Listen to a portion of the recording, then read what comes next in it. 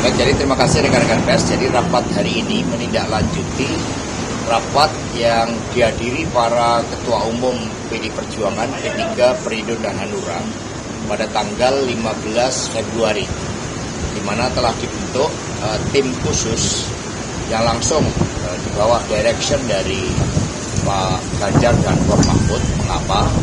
Karena kita melihat bahwa desain kecurangan pemilu yang dikatakan oleh para tokoh demokrasi sebagai pemilu yang paling buruk di dalam sejarah demokrasi di Indonesia, maka diperlukan tokoh-tokoh yang memperjuangkan untuk menyelamatkan demokrasi itu sendiri. Sehingga dengan arahan para ketua umum partai dan juga dipimpin langsung oleh Pak Ganjar dan Prof Mahfud, maka tim khusus ini leading sektornya itu adalah tim hukum yang di bawah koordinasi Pak Todung Mulya Lubis dan Pak Henry Yoso. Kami sangat mengapresiasi terhadap keterlibatan dari para pakar yang memberikan sumbangsihnya pada kerja dari tim hukum tersebut. Sehingga seluruh proses litigasi ke Mahkamah Konstitusi dipersiapkan dan banyak pakar yang bergabung, termasuk ada yang mampu mengukur voting behaviors dari aspek keterlibatan kekuasaan yang kemudian mencederai proses demokrasi itu sendiri. Tetapi fokus utama dari tim Pak Ganjar Prof Mahfud itu adalah mengawal proses rekapitulasi secara berjenjang dari bawah yang saat ini terus-menerus dilakukan, termasuk juga pemilu legislatif. Nah, karena itulah semuanya agar bersabar, karena kerja tim hukum yang kami sebut sebagai tim pembela demokrasi dan keadilan Ganjar Mahfud ini lebih bersifat silent, menemukan suatu bukti-bukti terhadap berbagai indikasi kecurangan secara terstruktur, sistematik dan masif akibat campur tangan kekuasaan.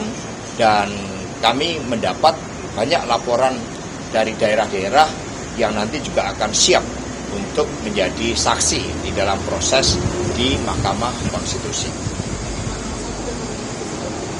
Ya, komunikasi dengan tim 01 tanpa komunikasi formal pun dari apa yang disampaikan ke publik itu menunjukkan suatu spirit yang sama. Bahwa demokrasi ini harus diselamatkan karena berkaitan dengan kepercayaan rakyat terhadap proses-proses demokrasi selanjutnya.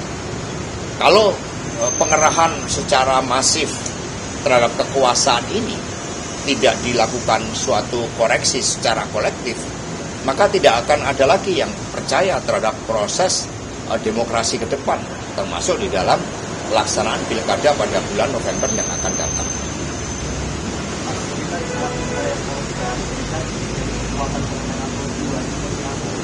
Apa? Ya itu kan kita lihat kan, pers juga sebagai kekuatan penjaga demokrasi sudah banyak mengungkapkan hasil-hasil investigasi ini, di mana misalnya mereka yang punya kemampuan mengorganisir berasal dari kader-kader partai, kepala daerah, kemudian banyak kepala desa yang diintimidasi. Itu kan menunjukkan bahwa polanya ini sistemik. Ini kan kemarin malam Pak Surya Paloh bertemu dengan Pak Jokowi dan dianggap sebagai sinyal ajakan oleh Nasdem bergabung ke kubunya Pak Prabowo dan Pak Mahfud. Kalau dari PDIP sendiri bagaimana? Apakah sudah ada hubungan oleh Pak Jokowi atau seperti apa? Kalau kita lihat berdasarkan catatan kritik yang diberikan oleh para pengamat tokoh-tokoh pro-demokrasi, maka Pak Jokowi ini kan sebagai sosok yang seharusnya bertanggung jawab terhadap kualitas demokrasi itu sendiri. Sehingga ketika di tengah-tengah proses rekapitulasi yang masih berjalan, upaya-upaya yang dipersepsikan menggalang dukungan, itu kan sebenarnya justru bahwa apa yang terjadi selama ini itu tidak benar, sehingga masih diperlukan suatu langkah-langkah konsolidasi seperti itu.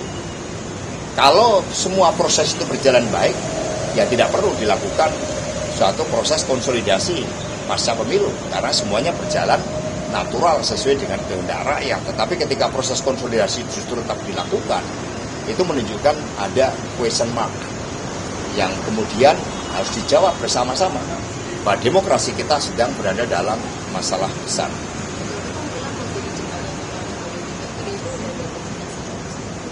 Ya sebenarnya ini pemilu belum selesai, ya masih proses dilakukan rekapitulasi secara berjenjang, dan kita tidak menutup mata bahwa yang disampaikan di dalam dirty votes, kualitas demokrasi kita itu turun ke titik nadir.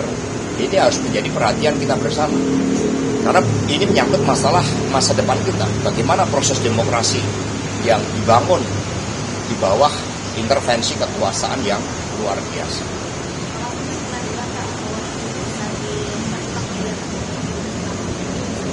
Ya, Prof. Mahfud kan berbicara sesuai dengan kompetensi beliau, dan juga secara empiris memang itu terjadi di banyak negara, terjadi juga di dalam pelaksanaan pilkada. Maka tim khusus ini akan terus bekerja dengan leading sektor tim hukum, dan di situ nanti akan banyak hal mengejutkan yang nanti akan disampaikan di dalam proses-proses selanjutnya.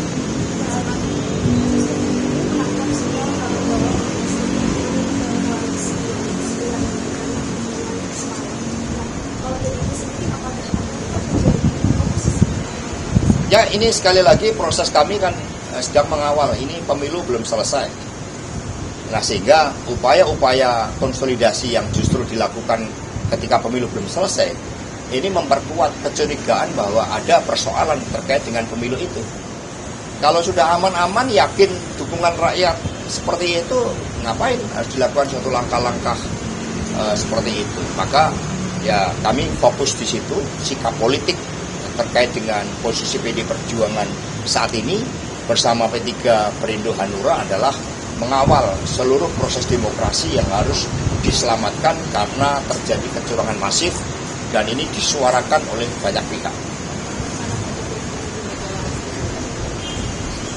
Ya, buat kami adalah pemilu ini yang harus diselamatkan terlebih dahulu.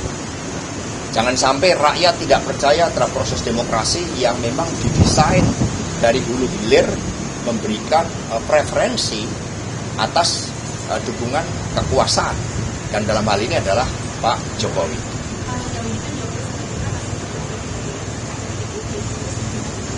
Ya, sebagai kader ini kan punya tanggung jawab di dalam menjaga kemurnian suara rakyat, sehingga kader ini bukan dalam bentuk KTP, dalam bentuk KTA. Kader ini adalah perilaku.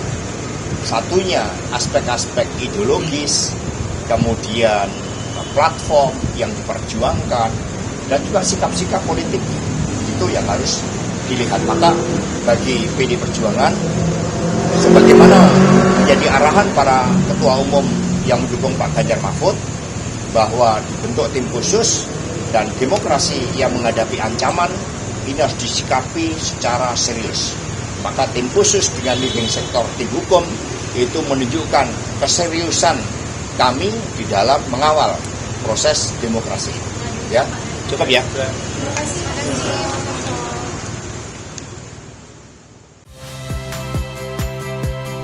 Saya Rahmat Ibrahim. Saksikan program-program Kompas TV melalui siaran digital, pay TV, dan media streaming lainnya. Kompas TV, independen, terpercaya.